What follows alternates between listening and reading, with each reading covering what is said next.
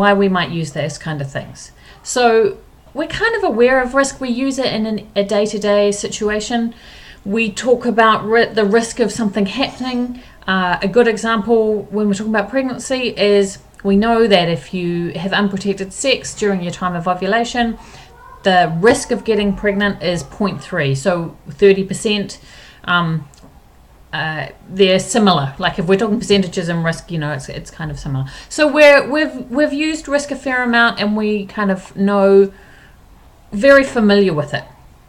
Relative risk is when we're comparing two different risk groups to see if there's a difference in outcome.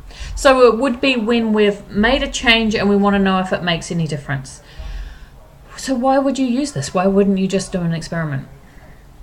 An experiment where we randomize groups of people into certain places, that is obviously the best, the gold standard is kind of what they call it in terms of science, right? It's the best information that we can get if we've got two groups that are matched together, where we're comparing what happens with one person, what happens with another person, and those people are as alike as we possibly can. But there are lots of times when we can't get that kind of data. Midwifery is full of times when we can't get that kind of data, right?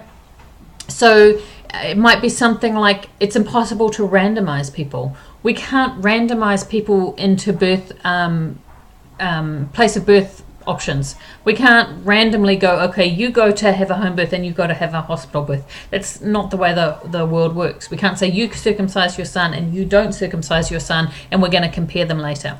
Right? We don't get the option to do that, even even if we're doing our doctorate and doing experiments. So we can't do that kind of thing. That's one time when we can use this. The other time is when we're looking at historical data.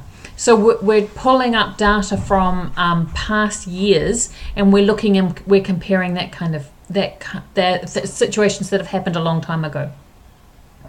The other thing is if we're comparing things that happen only very rarely. So, for example, we couldn't look at things like stillbirth in the same way when we look at scientific experiments. One, because we can't randomize, but also because there's just not the numbers of people.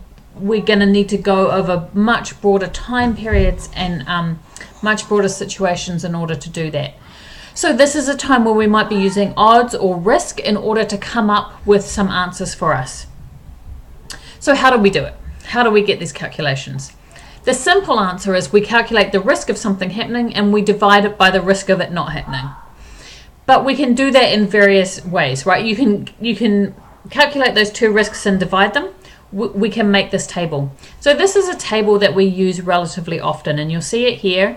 We've got the outcome on the top here, a column of things. Yes, the outcome happened. Let's go back to that pregnancy example. So if we were using the pregnancy example with the birth control, let's say I invented a new form of birth control and I want to see if it's reliable, but I don't want to randomize people into it because I want them to have the option of choosing if they want to try my new exciting form of birth control.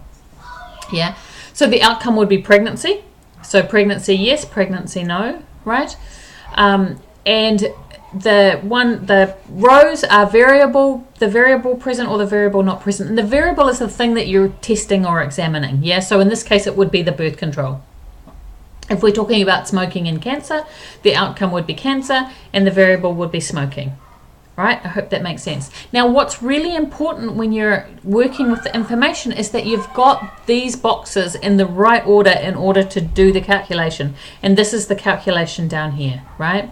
So you have to have the box with the variable present yes and the outcome present yes right here. So the two positives go here on the top right hand corner, top left hand corner, and the two negatives go at the bottom right hand corner. And if you've got all those right, you'll get your calculation right. But the hardest thing is to make sure that those are right. Really, if you've got those right, you'll be good, you know.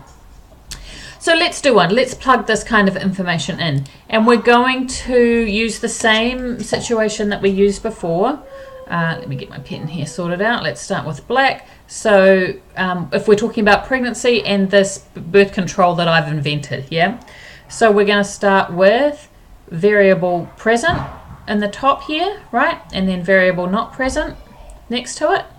And then in the top, we're going to talk about pregnancy. So we're talking outcome yes, which is pregnancy, and then outcome no. right? And we'll see how good I am at drawing a straight line on the whitboard. Oh, that's not too bad. Okay, so let's start with the one we know. We actually know the risk of pregnancy, but we're going to go back and let's say we're looking at some data, and we've got 20 people in our study. That told us about that we're not taking my birth control, yeah, and 5 of them got pregnant. So 5 people got pregnant, so that's outcome yes is pregnancy.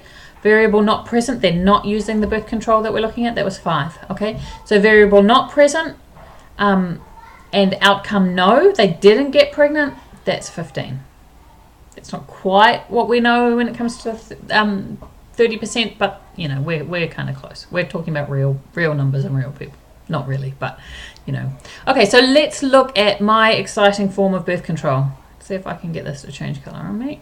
Okay, so with my exciting form of birth control, I only had 10 people do the study, and only 10 people said that they would try my birth control, and 3 of them got pregnant, which meant that 7 of them didn't. Yeah, so 3 of the people, variable present, yes, they were using my birth control. Outcome, they got pregnant.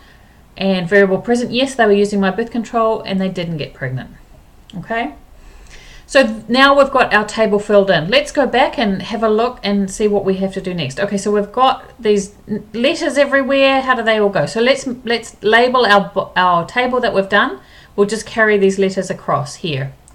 Okay, so let's put them in black just because we can. So this was box A, this was box B, this was box C, and this was box D. All right, and we know that our calculation is A, whoops, I'm going to make that name, divided by A plus B, and all of that divided by C, divided by C plus D. And these are in brackets, right? Those first 2 in brackets. The brackets mean we need to do that part of the calculation first. So let's plug our numbers into this calculation, and let's start doing it. So A divided by A plus B. So A is 3 divided by A plus B. 3 plus 7 is 10. Right?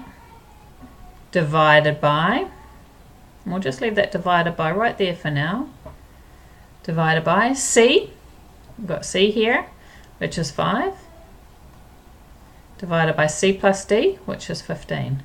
Right? So this might look a little bit confusing for you, but just hang in there. You can write this one, you can write it as a divided by sign if that makes it easier. So 3 divided by 10, in fact, let's erase some of this so I can show you, so I can rewrite it a little bit for you. That might be a little bit easier to understand. So if we just use the divided by sign, so 3 divided by 10, we'll go back and get a small pen. 3 divided by 10 divided by 5 divided by 20. And let's calculate these through. 3 divided by 10 is 0.3. Now we can go back to that divided by. Okay, so then we're doing 5 divided by 20. 5 divided by 20 is 0.25. Now so now we want to divide 0.3 by 0.25. That's something I can't do in my head. So I've got my calculator up here.